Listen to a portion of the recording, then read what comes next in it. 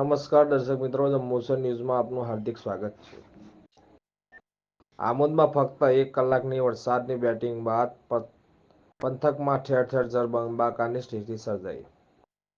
આમોદ નગરમાં મુખ્ય બજારથી લઈને તાલુકા પંચાયત, મામલતદાર કચેરી સહિત આસપાસ તમામ વિસ્તારોમાં પાણી ભરાયા.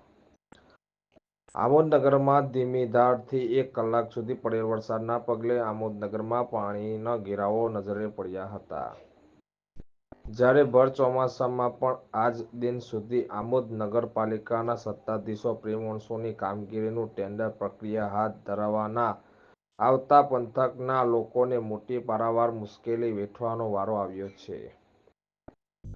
ચોમાસા પહેલા કરવામાં આવતી પ્રી-મોન્સૂનની કામગીરી આમોદ નગરપાલિકા દ્વારા ચોમાસામાં મધ્યમાં પણ આરંભવામાં ના આવતા ગામલોકોમાં રોષ જોવા મળી રહ્યો છે. 1 કલાકમાં ધીમી ગતિએ ખાબકેલા વરસાદના પગલે મુખ્ય બજારોમાં ઘૂંટણસમા પાણી ભરાતા આવતા જતા લોકોમાં તેમજ લારી ગલ્લાવાળાઓ તથા દુકાનદારોમાં ચિંતાની લાગણી વ્યાપી જવા પામી હતી. જ્યારે પંથકમાં લોકોને પડતી હાલાકીના પગલે તંત્ર તાકીદે યોગ્ય પાણી નિકાલ લાવે તેવી ઈચ્છા લોકો દર્શાવી રહ્યા છે.